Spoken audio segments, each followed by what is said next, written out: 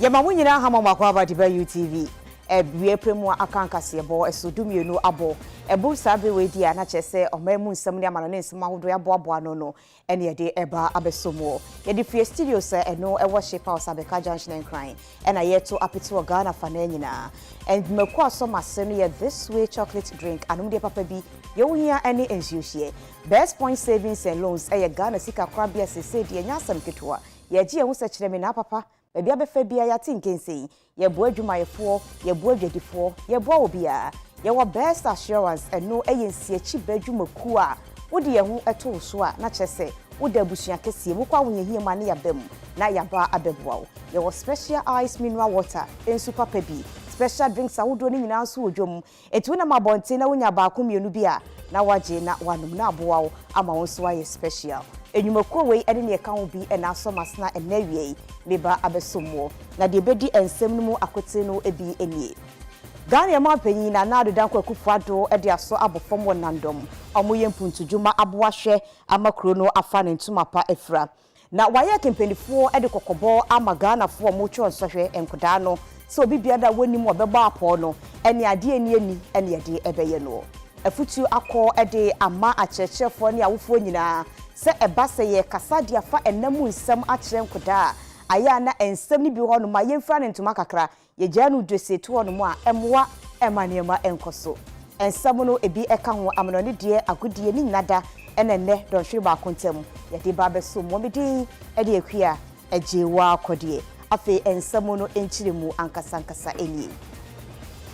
Ghana ma panyin na adodanko akufuado ekwa apro ewo tifi atoye mandemu na wakonandom en nananom ene adehie ni nyina akwa akobodemu na ebra ma panyin ekwan no se dabi ese ye mpunti obuahwe ema nandom kro no efa no ntuma pefra no ti wode aso abofom ama kwantempon ahodo a ewo nandom ene ne potem le ba beyo ama kobedi akoso wano empanyin sintesio nko anante enti bra ma panyin akufuado ekono na aswafo ene abamadwumayefo ni bi eka ne ho. Under President Akufo-Addo's leadership, the road from Nandom to Hamile for the first time is fully tied. I am happy to announce that this dualization will come with well-established project details. I've given an indication that the length of the road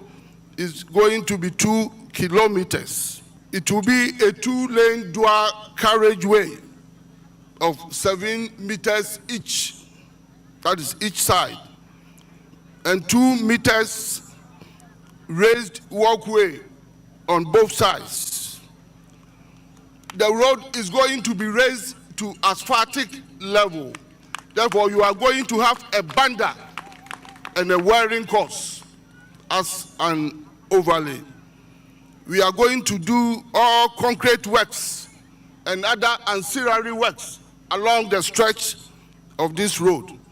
We are building an embankment to protect the work and to protect the road. As you know, it has become my habit ever since I became president every year to tour each of the regions at least once. I do so because I believe that it is important that I see for myself the progress of government initiatives and developments on the ground in each region, and also use the occasion to interact with the chiefs and people of the area, to listen to their pressing concerns so that the governance of the country can adapt and accommodate them. Sitting in your office and receiving reports is not the same thing as seeing with your own eyes what is going on. And that is why every year I've endeavored to come to visit you. We all know the very dangerous times that we're living here in West Africa. The terrorist threat, that for some time seemed to be located a long way away in the Sahel is now on our very doorsteps in Burkina Faso. And that is why these extraordinary measures are being taken to secure our northern border with the forward operating bases, 3 of which are located in the Upper West, and with other measures that are being taken to expand the personnel of our armed forces and security agencies so that we can meet this threat head on and make sure that our country, unlike other countries in West Africa, does not become a battleground for terrorist activities. And it is because of that that we need the full cooperation of the civilian population with our security agencies under the slogan that the Ministry of National Security has coined, see something, say something. We have to work together to make sure that no penetration of Ghana takes place with terrorist infiltrators.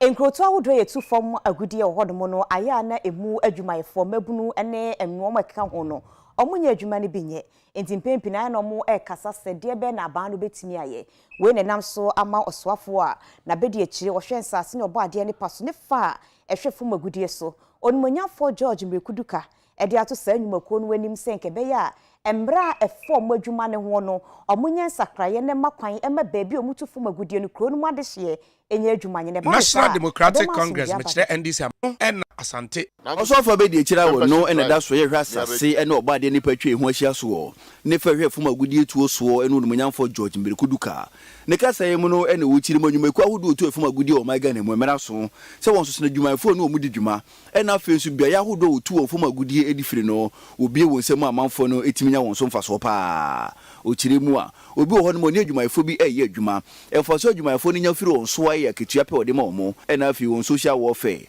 opanyini chiri mu anye no ho asem no woka o so otimi bie won sam na otimi nya mfa so e chance apotoka sam no offering local content policy so ojina sa ayo so na dwumayefo no otimi nya mfa so do so pu e di firi won chen o chiri nsemu sei with the mine workers union as we are asking the various mining companies to deepen their local content policy that they have been rolling. Government has been on them to roll out the local content policy to benefit the indigenes of this country. As we all know, we wouldn't want a situation where the mine or the concessionaires will get their life of mine elapsed, get away, leaving the hard-working Ghanaians poor. That is what we want to frown on. That as they enrich, as they make profit, they must do so collaboratively. They must link whatever gains they make with the entire workforce. And that is what, as a ministry, we're seeking to see from the various mining companies in Ghana. Na no akire no ena wono otu afuma agudie won kabomuku Ghana Mines Workers Union openyina wodase ekoina no setitinani oru akwaku mensa jakare ono so kasa ena wodo so afo na sepa say asem na waka no eye no kreturodo. We agree to what the minister said, that we must bring local content. But in attempt of bringing the local content, we think that we must be a bit circumspect. Because all these strikes that are happening in the mining communities are based on the local content issue that we are talking about. There is filler that is coming out that some of our so-called opinion leaders, the chiefs, the assemblymen, have made themselves recruitment agents where they take people's money before they are employed. I think it is something that we should look at that issue critically, because if we don't assess those issues critically, I am telling you, a time may come that will create problem for the industry. We were determined to withdraw our services because we believe there is marks of irresponsibility to continue to keep your members in harm's way, knowing that the security situation continues to deteriorate. But we are confident that the duty bearers, like the minister and his colleague on the other side, will work closely with us and with our social partners, the Chamber of Mines, to ensure that confidence and trust is restored in the area of security. And so we look forward to some complementary security support for the industry. Eba manyosemu na kwa asante mantem de obeka se MPP amayoko ni di hini pa na so nei ensakraye ekoso ru Samuel Ofosu Ampofu a wono ye dwomtsani e won DC amayoko ni mu e de atodwa se edi omo e twere wa asante mantem ama nkrofo aba abeji tumi krata se NDC ko ni ba no ekoyie ne nipa dodo no de omo ho ahyemu a ama amayoko no mani ajepa. National Democratic Congress mechire NDC amanyoko no empanyimfo abepiemu ewo asante mantema wo mo eboaboa edom ano se wo bia ogidi yie se oye NDC ni no won twire ni din na chese potokasem ye beka se omo ye membership mobilization drive na no na asante mantema de national chairman otiturani edema NDC amanyoko owura Samuel Ofosu Ampofu ne nsemtwefo twetwe nkomo na o chese wo hwe enipa dodo a wo mo eti se wo mo atwetwe din no wo mo etimako twire mu din a wo mabeka NDC amanyoko no a eso eni yie pa na nya ade a enwanwa ema na efise wo hwe NDC amanyoko no a abre bi omba bedi ade se wo mo wa aban mu no omutimi ye adwuma ede ma asante mantema enti eniema ne bi wo ho a eno na aboa ama amamfo bibre wa asante mantema omo pese omo de wo mo ebedom eye NDC amanyoko no eye owura Ofosu Ampofu ene nsamtwefo kasa no o cheche nsem no mu sei afiewe NDC ye bema ye ni akun eye asante man mu pa efise abatwa yeto no 2020 no o hwa ye nya baye 650,000 votes ewo asante man mu ha nanso se o kan nyina bom a na ye ohamu ntwemu aduonu nsia ene akire kakra enti ye hu se e modern bon kosro de nanso no ye betimi ayire ho aye e manasensa ye auditing ewo elections e be ye retreat no ye hu se ye polling stations and branches no bebre wo ho a na ho den kofom enti ye adwen se adwuma ye be churchurudi ni aye branch elections no ye be ye amantam du 9 wo oman mu ni agya asanteman ene appointmentam de ato ho for strategic reasons and nothing aba ha ye the national officers regional officers Ghana nyina NDC aba ha aba betra ha se ye behwe ama ye branch elections no ye membership drive ni register ni pa foforo ye no aba beka dada na wo ho no ansa na ye beto aba ya to aba ni ye executives on ba behwe ye branches na police stations no so ye we no ansa na ya ba be ye constituency election ya be regional election obia odo NDC na opeso ye NDC member do ebre ni die bra na betro din na nya card ni bi na ye proud member eno echi no lawyer Barbara Sewa Asamoah no deputy general secretary in charge of administration edema NDC amanyoko no ono so echirechire mu kwan a wo befa so ansa na yaje watum se wo ye NDC ni NDC ye branches no co-terminus with polling station ye start ye no ye de booklet yi ba ko branch bi a ehwe se hwebe nipa 25 there expect say omo be register with every branch Ashanti region branch about 6,700 and you say multiply 25 by 6,700 now wahwe nipa estimate so ye ba ye no am say enthusiasm ne was ropa anti branches bi wo ho no ma me ne mo ka say omo afele booklets ne be say 3 which means say ye nya nipa be say 75 am o ma register or branches especially metro hanom no anya bi akra no emfa ne say be bia hoye rural areas and say nkura nketua mu kra no bi mu register booklets ni mienu bi nso register ba ko ba bi nso wo honom a nya ndu nipa 25 nti so far ni de e beka say ye estimation na ye di free national buy no ye buy no abro so ama ye hu sa ampa NDC afedie asantema mu ha ye nso so ye ho pampan no agi asantema mu ha no ama nipa dodo no a e ba bedom ye party no asantema mu Aban arebo anumsu egusu so behwe maketeke akwantimpo awodo ni nya yaye ni aye ni yiye na maketeke akwantuo no afa ne tuma prefen kanka ene de wo atoye Mantemeche Western Region no eno enti ena Ghana ban enam asoye hweketeke akwantuo so ene adwumaku a wondi ye Fielo DB Consortium ede omusa ahente ase apmasia omba be keteke akwantimpo awodo no ewo atoye Mantemu na wese no mu nyiteku anase damamo ye ede acheyen enam so ema oswafo hweketeke akwantuo so onimonyafo John Peter Mawu ekasai. Total commitment together with what government has already invested in the project is about 3.2 billion if you have to finish the whole infrastructure. What is the catch about this project is that it has no recourse to government balance sheet. It has no recourse to the assets even of the company that is signing the financial arrangement when we get there. What is important about the project is that it's a lending against the future cash flows. And even after the feasibility study, which already we are aware that the future cash flow of the project is going to make it, more bankable, that is the stage at which construction and other things will come out. So it has no recourse to government balance sheet. The debt to GDP ratio of the country has no relationship with it. This is just a company-to-company agreement. Construction of this project itself, it's from Huni Valley to Dunkwa, to Awaso, to Nyinahini, and then to Kumase. That loop, which is almost about 300 kilometers. That is the construction point of it. But the main RMM, which is a railway management agreement, it's the combination of the entire line.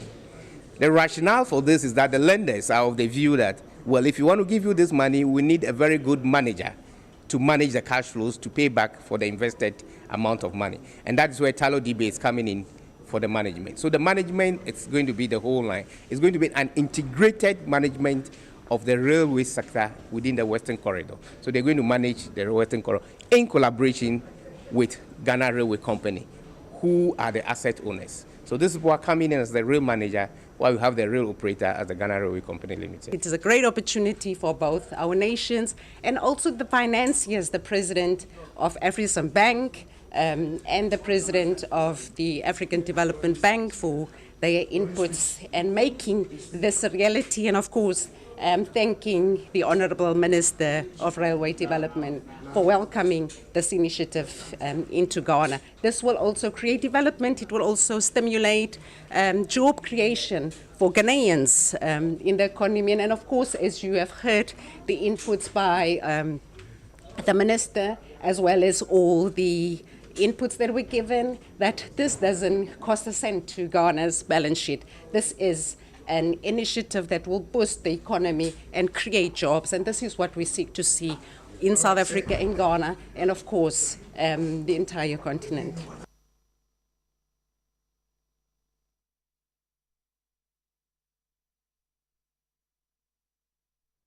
Yakotutu obosumase ewo apuye Mantemu enkre fi wono mo abane se akromfa remfo bi yabo mutiu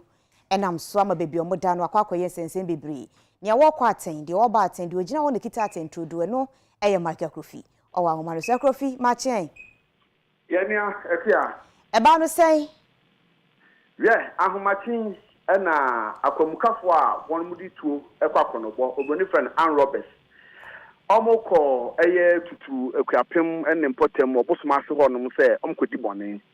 omkwakodi nyina no se omohu so broni bi abebo ne sese ete ho no mom na so broni no ebi te ne ho pa etiaka omokoto ahye ne so akowia ne se fomfram eho na posifo a mema mamutiti bindi omonya ne ntie na omse what den na posifo ho a yera IGP Dr. Kufu Dampare aso mase mo mujino mo nanso se mo fa mo adwuma odana ha no o madnyanti o betina afi there bi and the ombobo mo ho na tipa obosomase ho no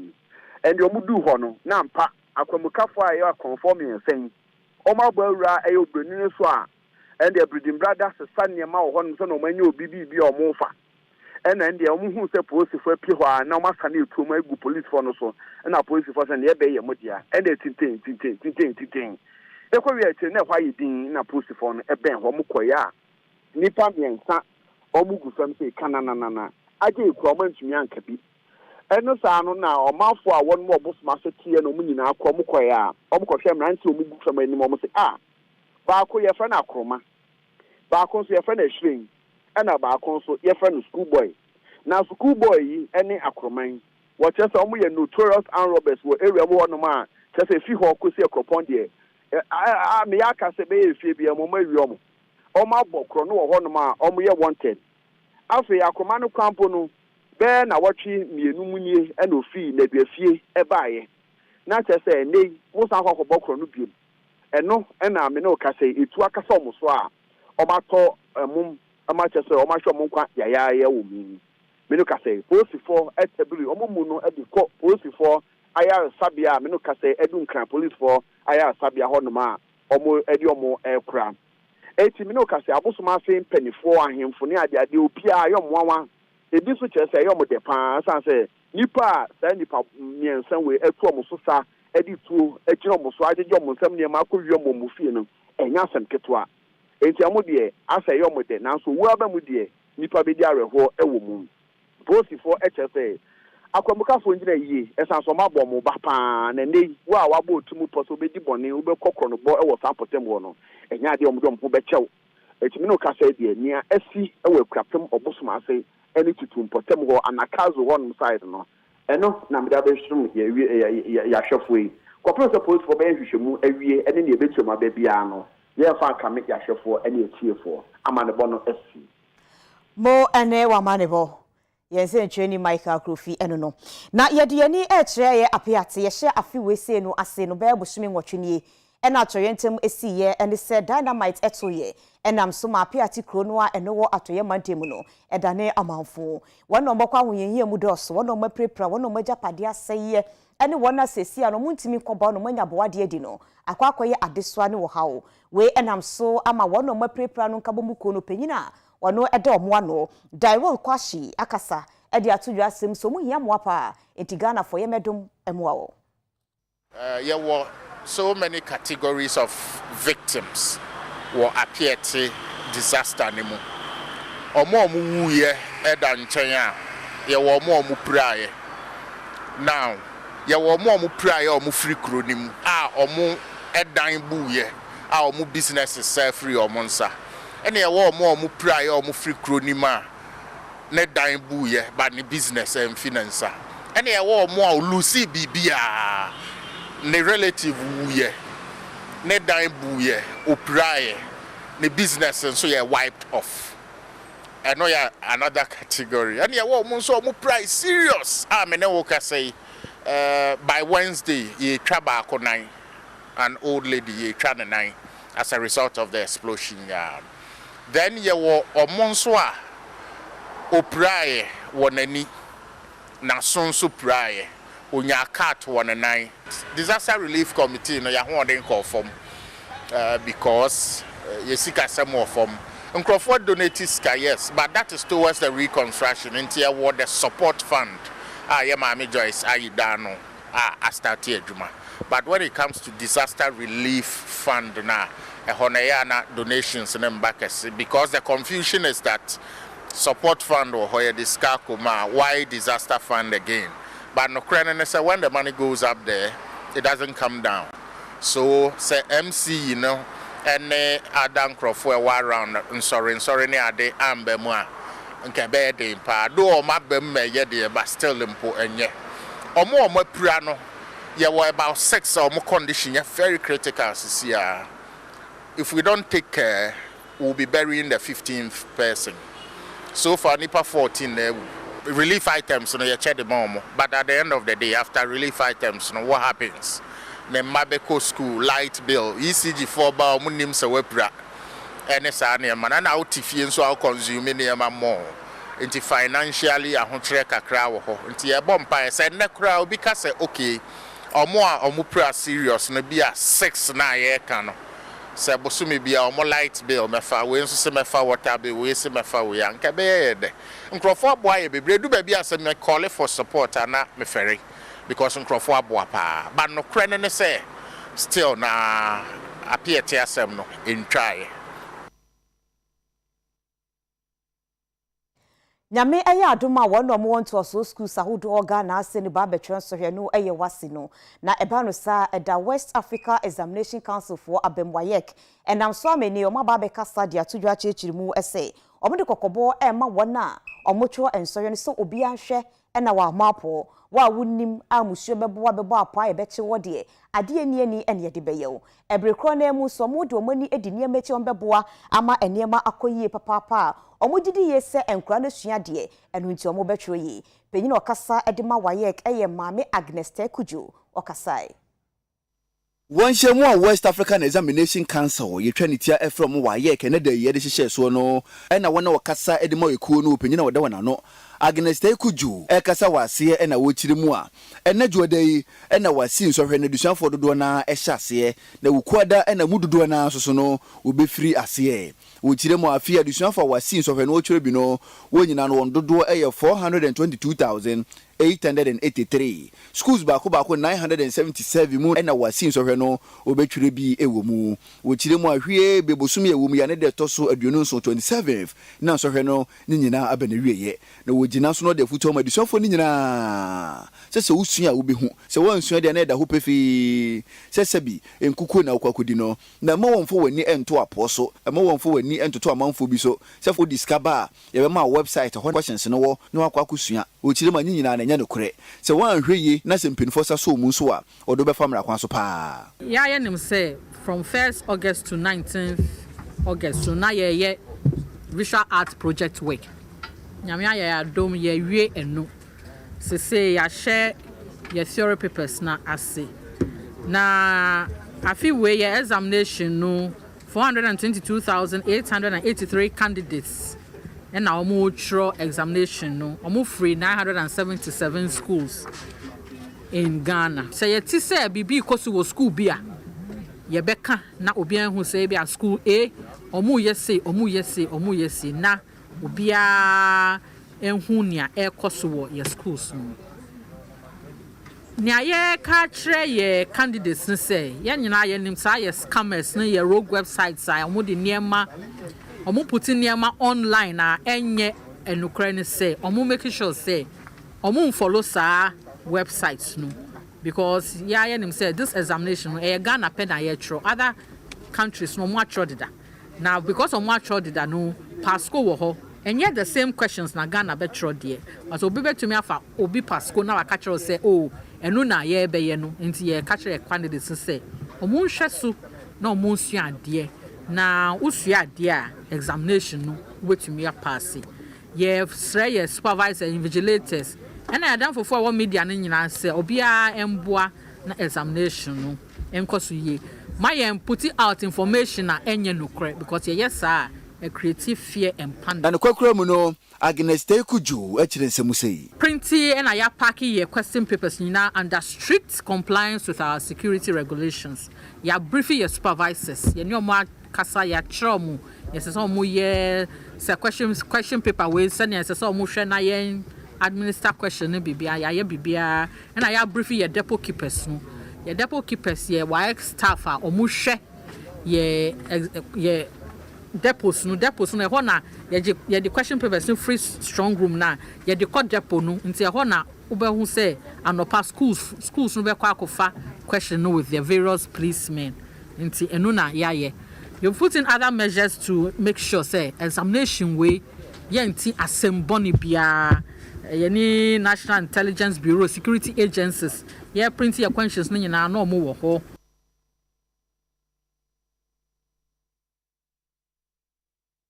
chainsaw operators anasa one omudi doma machines ahodo no ekoyekwa yebrentuo mu kobum nua no eba beton di no edoso pa enkanka ene baabi te se dia ba eno no ewo doma West Mesinim ewo bunu mantem nim entenam so amabambofo ayese ye kwakobo sesen yetimi de ani ade akire ehu baabi adwuma na ekro na obi eye bia yetimi ato ahwo mo so asi omo kwan na emabuni so mo entiase se bambofo ye asrafo abebo mo sesen ho no munti no sesen no omo abono makwa kotweja ato machine dwere bia we yakwa koye nsensem bebre nam so amahemfo ene kroma ni bi akasa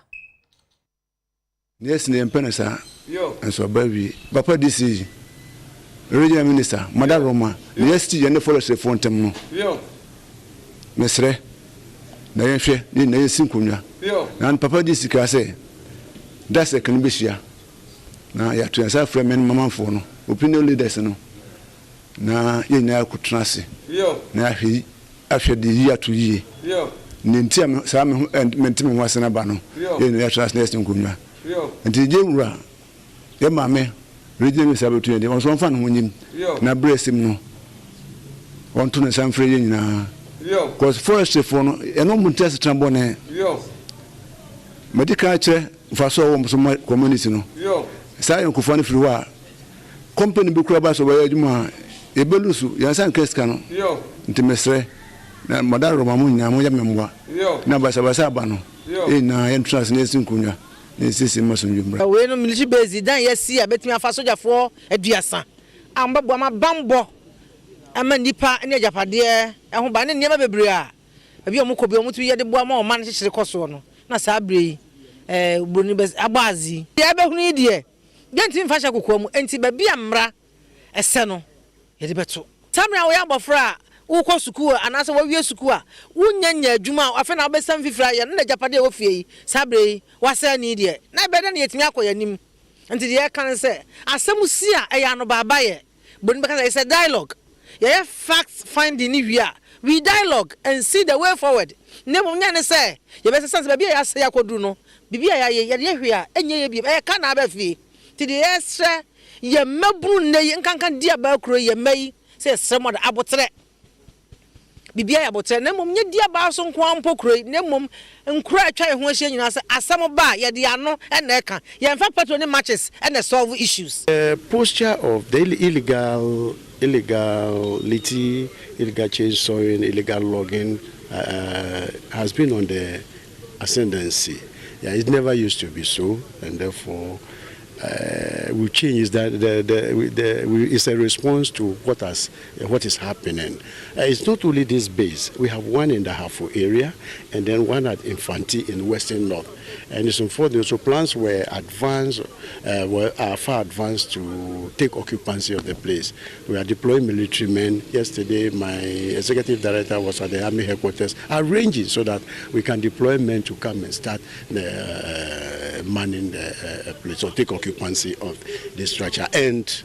this unfortunate incident happened. That will not deter us at all. We must come and then put in and make sure that, and then to serve the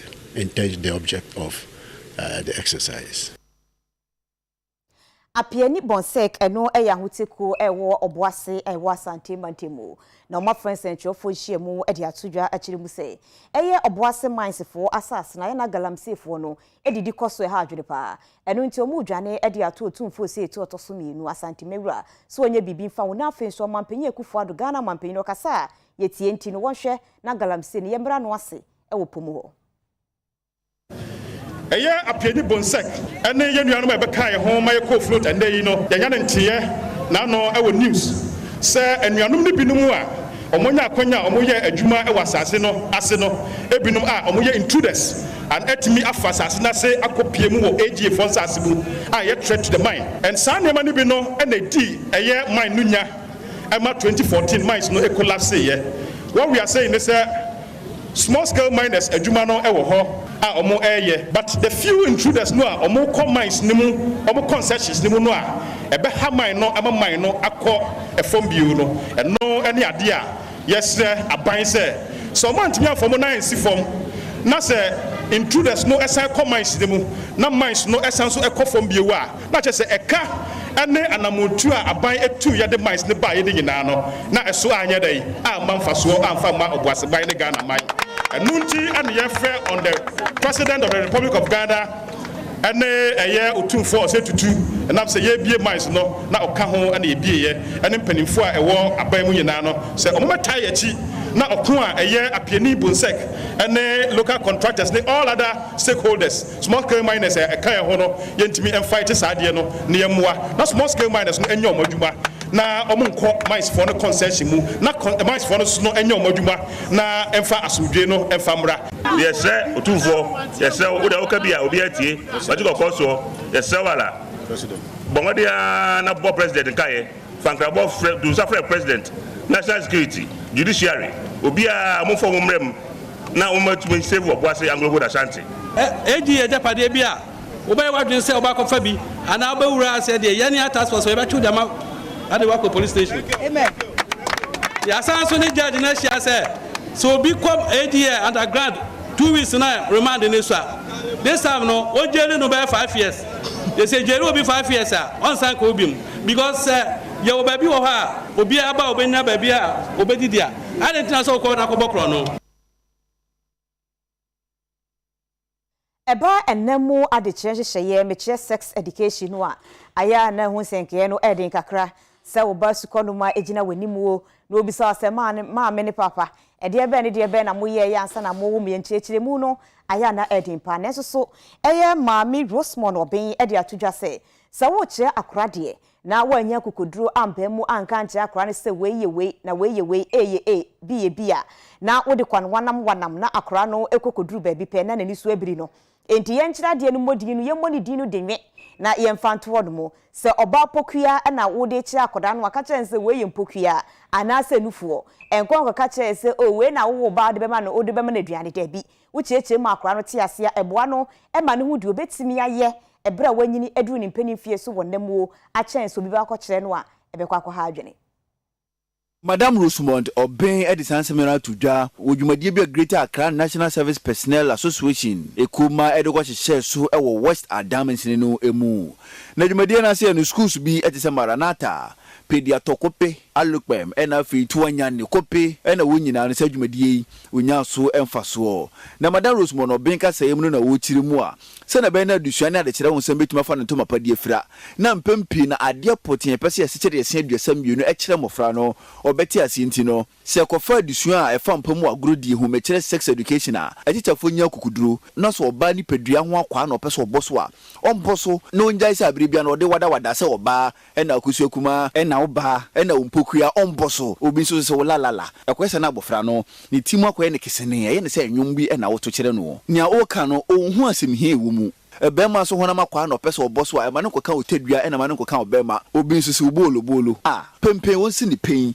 omboso se na be na mofra na de property a opese wo kire omo no obetumi ate ase ye ewo se yetumi ka ho nsem ewo se yetumi mankra no hu se ade we ni se na ye de eko ni mo no uni kakra ha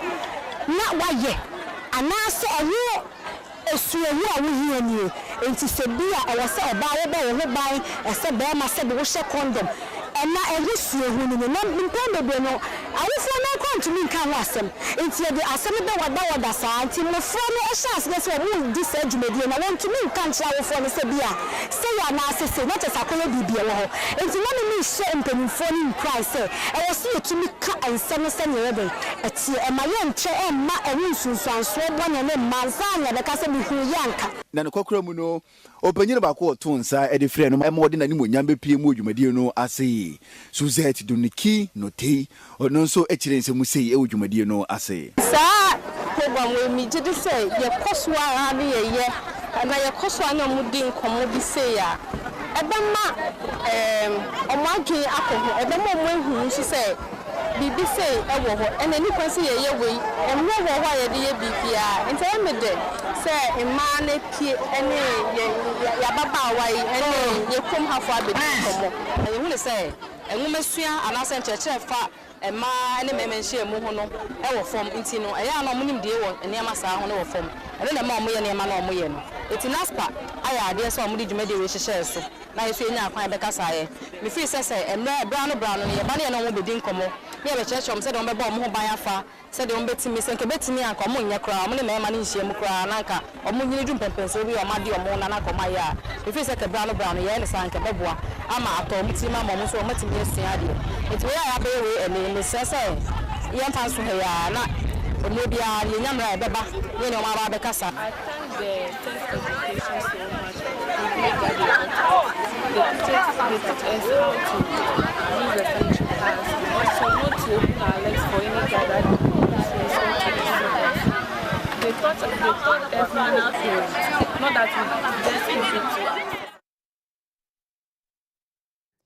Nsuta kwa man people so ewa asante mante mo marahye bedwani yonumonyamfo Adelaide intim na okọ krum wono mu a yekame akwakoye se bola no upie ya na ebedi kan achia wo na okonso asanso ama odiania na edoso pa ahoho beye mfinhia beye aduonum 50 years nie border no yentu yen so you can imagine senia esitie ene mami aboka akwakotu bola ni nyina afiri wodomo a ama esebo ene anigi abakrum wo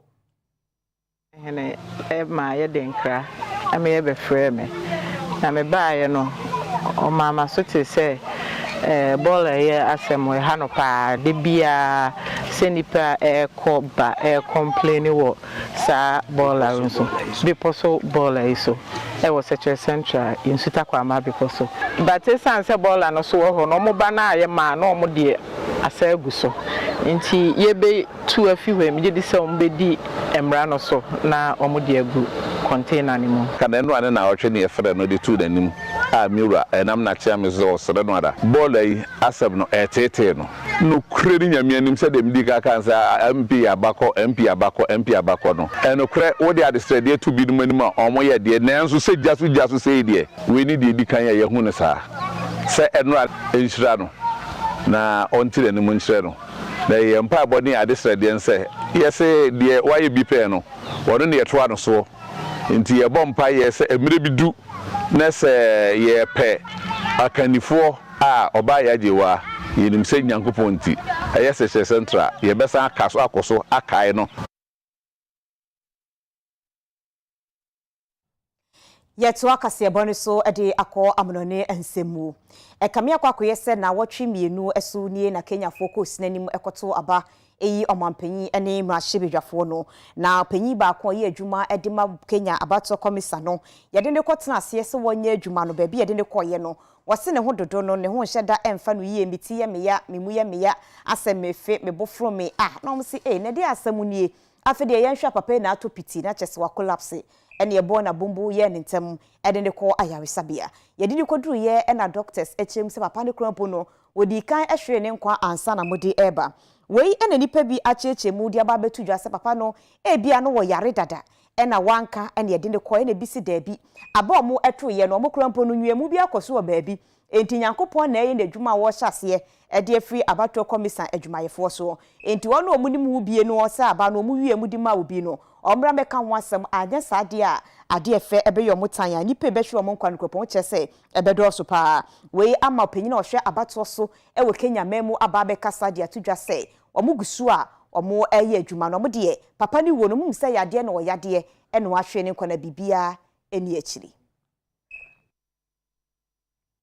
ewia promotobra kankasebo ena wo hwe ewo UTV so nensi kura na yedane ye ho abayeba bongo difara edi agodie mu nsem eye sports babeto aso ye basisia